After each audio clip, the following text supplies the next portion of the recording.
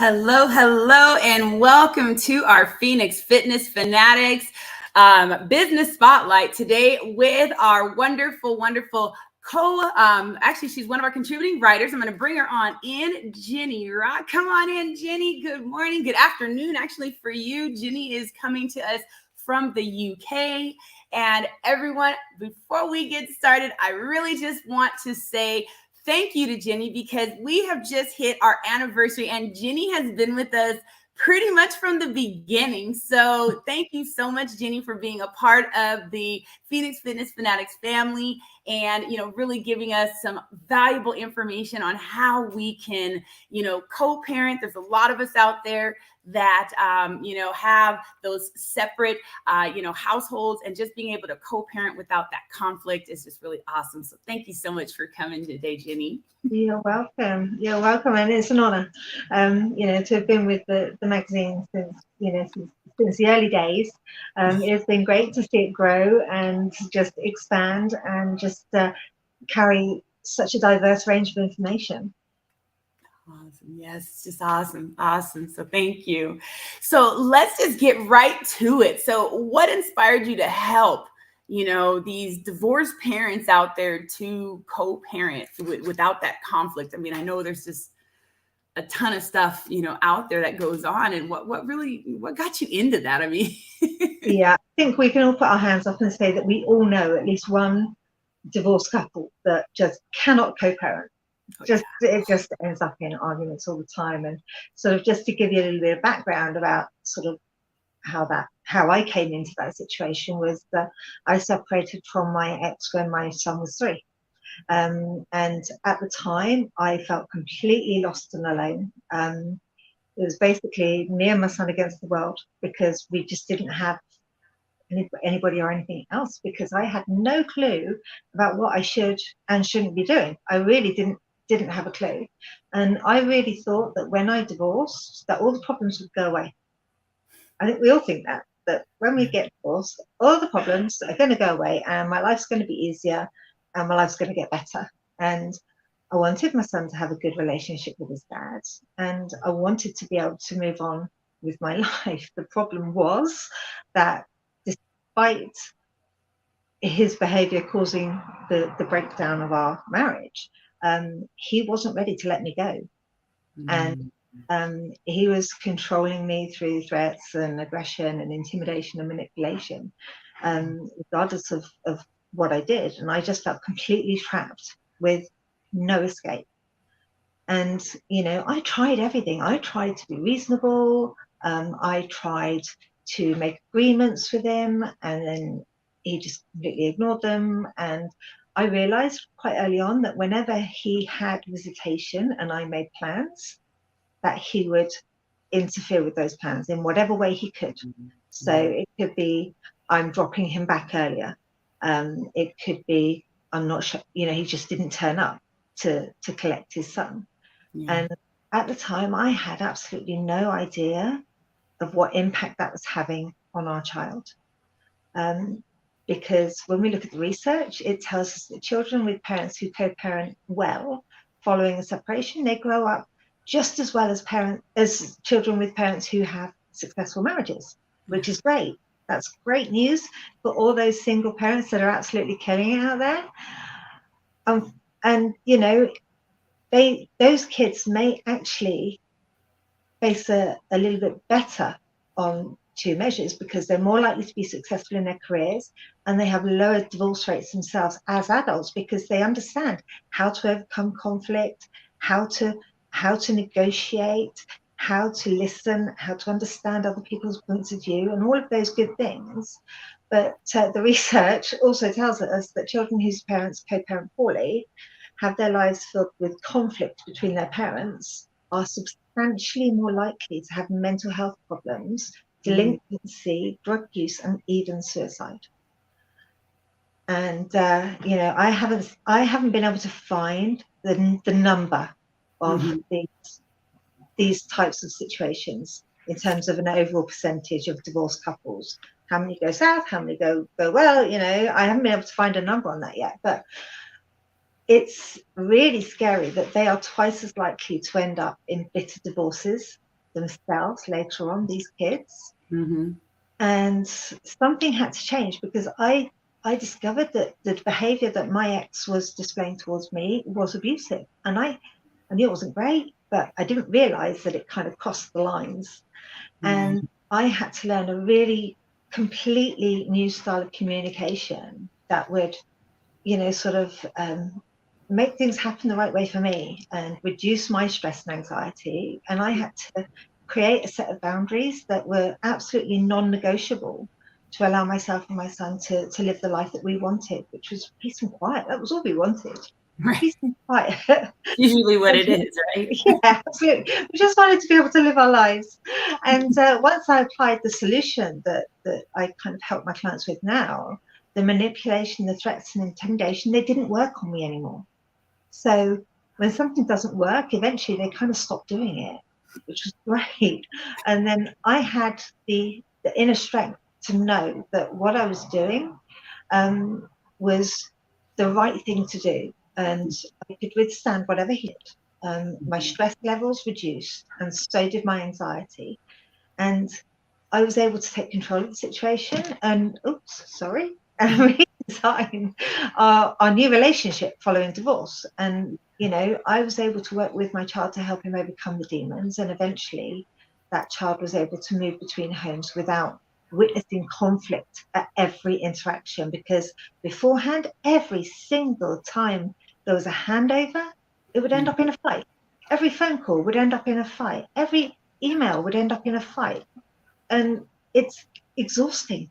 It is. It's absolutely exhausting. Yeah. So yeah, that was where I came from. And the solution that I applied to myself, I tested it out, I tried it out, and it works. And it works on other people too. So not just for me, because I was very naive when I got with my ex. I was 17. And then we divorced when, I was 33. Oh, wow. So we were together for a long time. Yeah. And it took a good few years before I was strong enough to actually file for divorce. Wow. And there's so many women out there that just kind of just stay in it, and I know I've got, quite a few close people, family, friends that have even said, oh, well, we're staying together because of the kids. Mm-hmm. Why stay together because of the kids when you're miserable and they see that and they think it's just okay? They're not hiding it. Yeah, they're not hiding it. It's very obvious to the kids.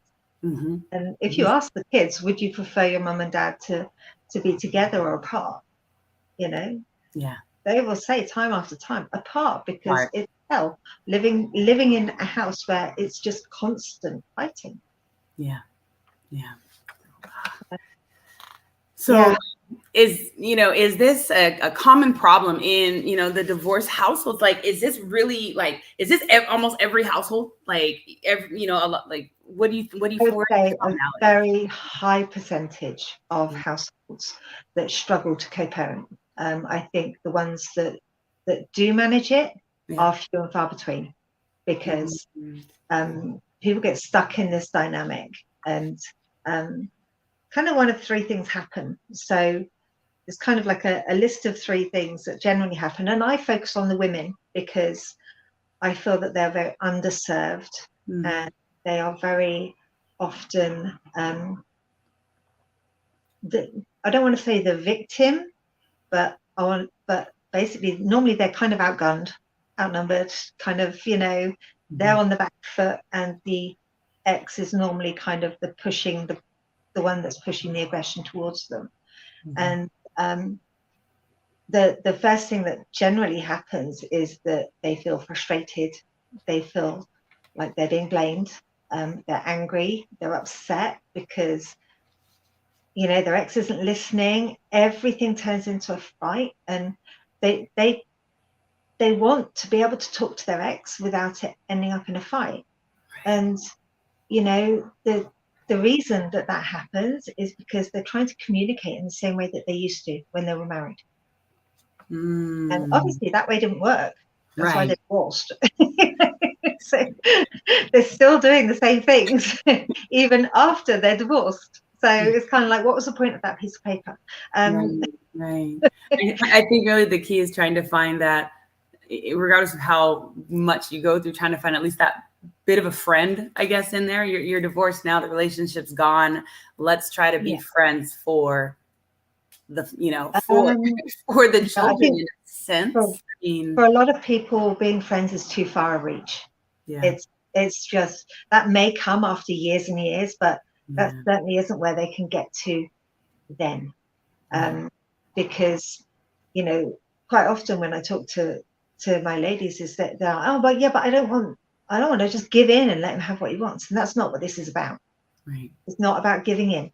It's not about allowing them to take control. This is not it at all. It's basically the way that we need to communicate has to change, because if it doesn't change, it's going to stay the same. And the emotional overwhelm and the frustration taints how we communicate with the ex.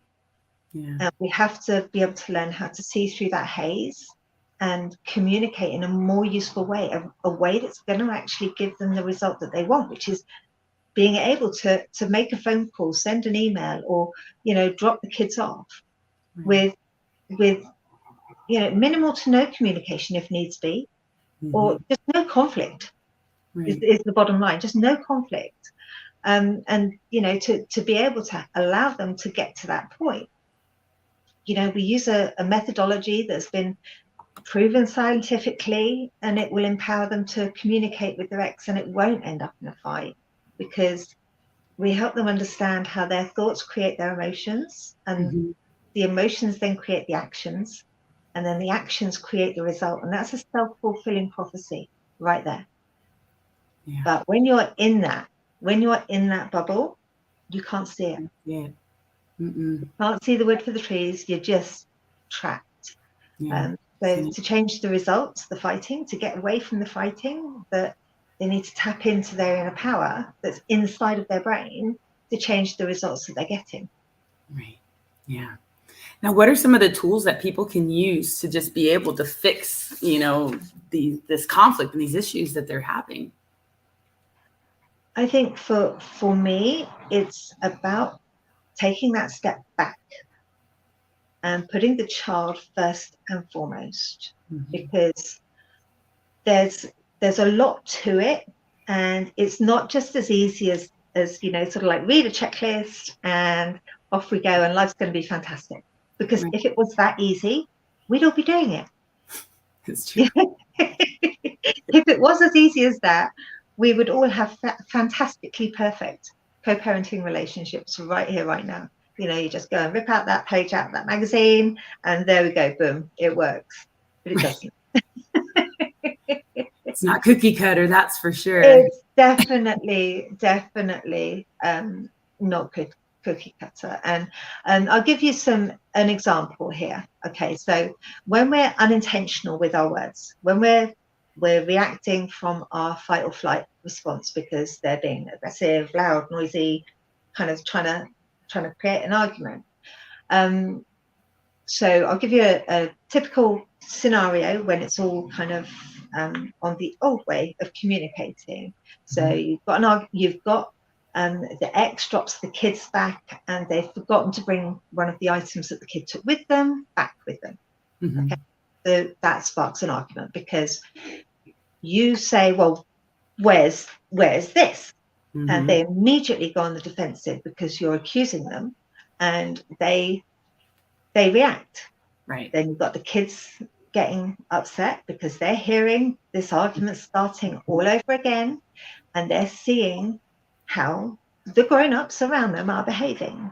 And kids learn from seeing and mimicking behavior. And the kids are scared, they're upset, and they're being shown by the two adults how they should live when they get to adulthood themselves.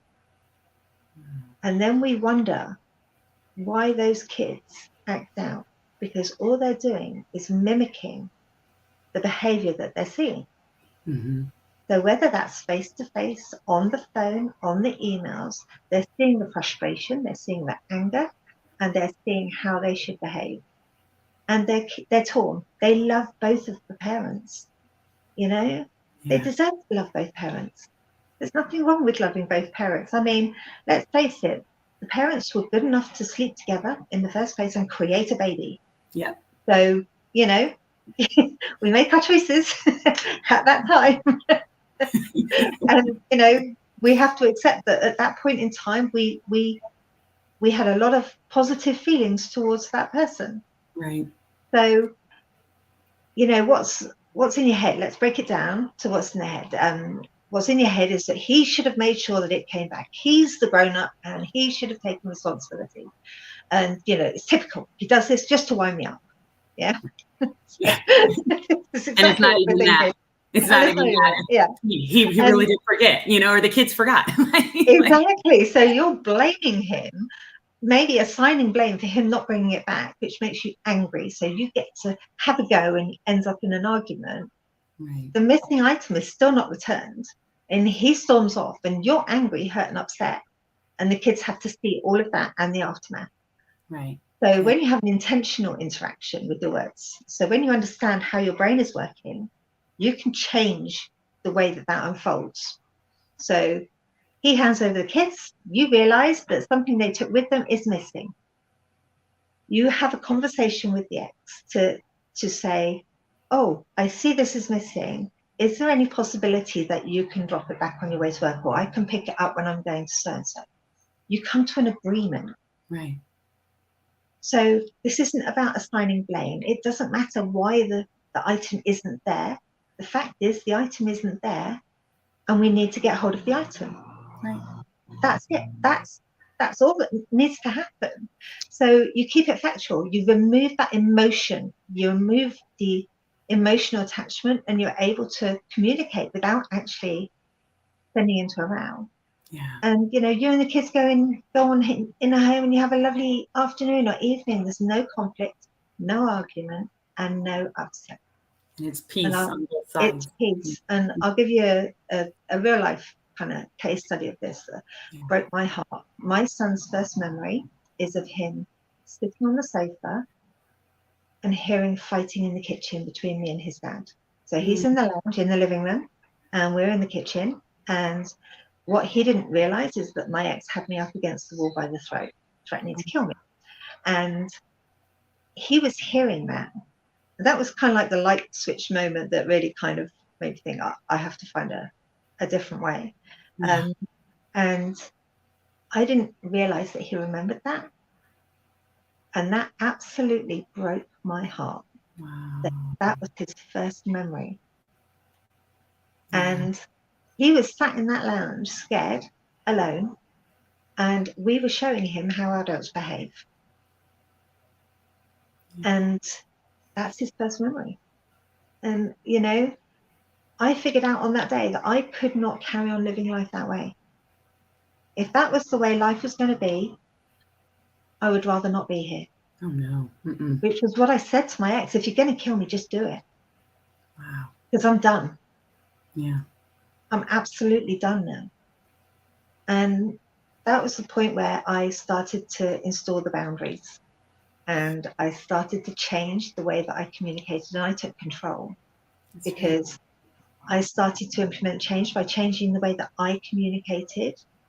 And I started to remove the emotional attachment. And I started to put my child's mental health first by opening up communication and giving my child the space that he needed to decompress. So, you know, when you send your kids off to the other parent and they go off and they're fine and they're lovely kids, and then they come back and they're a demon. Yeah. Ever had that? They come back and they need like a day to decompress and change back into that child that you love. And then next weekend, you've got to send them off again, knowing that when they come back, you're going to have to give them another day to decompress. Yeah? Yeah. But quite often, what happens is they come back and they're immediately yelled at, shouted at, they're not behaving, they know better, and we're straight on them, aren't we? Change your behavior. Yeah? Think about what you're doing. And I started to understand psychologically what was going on. And the transition that he needed that to become back, you know, to what he was when he was with me. And actually later on in life, he actually turned around and said, I don't want to see him anymore. And the reason being that I don't like the way I have to be to fit in when I'm with him. I have to be a different person. I prefer the person that I am with you. So he figured it out for himself. What I was hoping he would figure out for himself. He did. And that was about me being able to understand that he can't help this behavior. He's not doing it on purpose. Yeah. His brain is not developed enough to actually be that clever. He's doing this because he's trying to just process, function, transition, fit in, all of those other things. So we started to kind of create boundaries that said, sort of, okay, you're obviously struggling to focus right now, and I understand that that's really frustrating for you. So you go take some time out in your room, and when you're feeling more civil and you can behave how I expect you to, come down and talk to me, and we'll have a conversation. And that worked beautifully. Okay, sometimes I would hear him, beating the hell out of the wall upstairs to get rid of his frustrations, but it allowed him the time to decompress. So that created a better relationship between the two of us, which, the bottom line is that's all that mattered. Yeah. That was all that mattered. So, I worked out the changes that I needed to get a better result, and it worked out. So I know the system works. Just we have the ability to change the way that we communicate with them. That's without any doubt, we have the power to change our mindset about the situation, and we can change the situation. We can change it so that we no longer have to fight the ex at every turn. So that for me was absolutely priceless. Now tell our audience a little bit about you've got a few programs that you offer. So please tell our audience a little bit about, your programs and how they, if they're having some issues and need some help, or if they know someone having some issues that may need some help, they can, find you as a resource. Absolutely. I still have my program that I offer people going through divorce to help them survive and thrive. So especially when they're coming away from toxic relationships. So it's about rebuilding their lives, rebuilding themselves, their self-confidence, their, sort of their future, really. So I have that particular program. I also run a group coaching program for women leaving abusive relationships. And I read a book about surviving divorce without the tears, which if you look in the latest magazine, it's got all the links to that in the magazine. It's page 50 something. Not sure which page, 50 something ish, around about there. But if you want to kind of talk to me to see how I can help you, you can get hold of me at the website below, which is www.coparentingwithoutconflict.com. And that tells you a little bit about it, and it gives you the opportunity to speak with me by booking just a call, just to see if I can help you. So I don't help anybody that I know I can't help. So if I know I can't help you, then I would rather not mess up your brain. I would rather send you off to somebody that is better equipped to help you, because my priority is making life better, not making life worse. Oh, I love it, Jenni. Thank you so much. Well, everyone, yes, definitely check Jenni out. Again, she has been in pretty much all of the magazines that we've had so far. We just hit our year this month, June 19th. And again, if you want to purchase Jenni's book, definitely subscribe or go to her website. You can subscribe at the website below. And we would love to have you in the Phoenix Fitness Fanatics family, where we elevate your mind, body, and spirit. Our focus is to get you physically, mentally, spiritually, as well as financially fit. So thank you so much, Jenni, for joining us today. It is always a pleasure having you on the show. Look forward to having you once again. And yes, thank you so much for everything that you do in helping people to just get that conflict out of their life so they can co-parent and really have those great relationships with their kids, and at least somewhat of a good relationship with the ex, right? Or not, as the case may be. Whatever works. Yeah. All right, Jenni. All right, everyone. Thank you so much for joining us today with our business spotlight with Jenni Rock, CEO of Jenni Rock Coaching, and she is also a certified mastery coach. If you are looking to really get some clarity on how to co-parent in the right way, co-parent where there's not so much conflict and things out there, definitely connect with Jenni, and definitely go ahead and subscribe below, and you'll get some great information from all of our wonderful contributing writers. Love you all so much. Thank you so much for tuning in, and we will see you next time.